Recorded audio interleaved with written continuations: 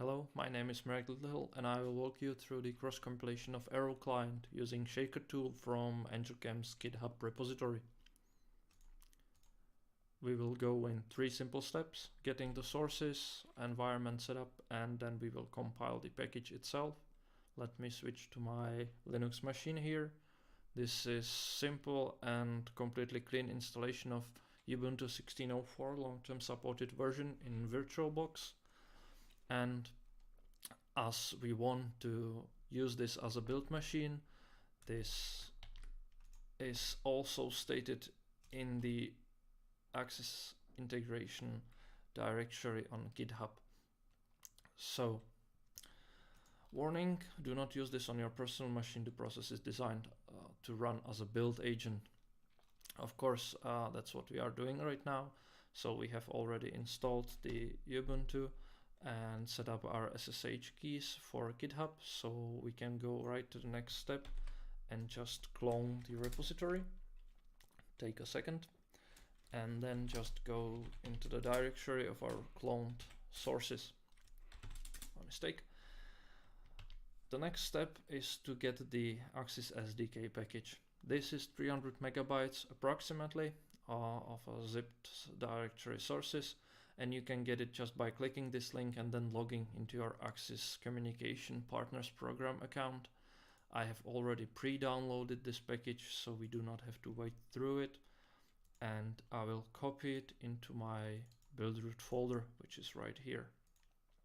If you don't do it, the build script will remind you that you should do this step. Right now, we only need to run our environment setup and we should be ready. The environment setup takes a while, especially on a clean machine like this, so bear with me. Log in and we can run.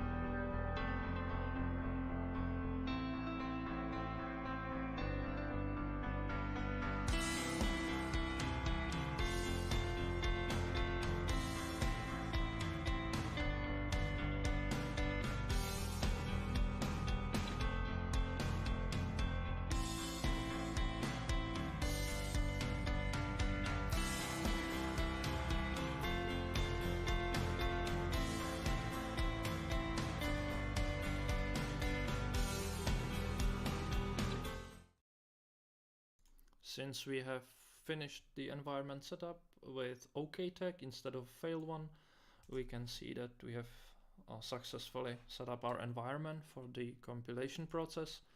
And right now we can just run the next command, which is shaker itself. This will produce EAP packages in your release folder. If we list our directory here, there is no release folder at this moment. It will be created with the first EAP package.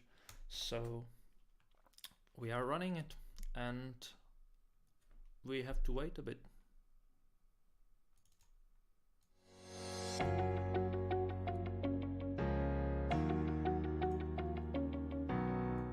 This is extracting the Axis SDK package.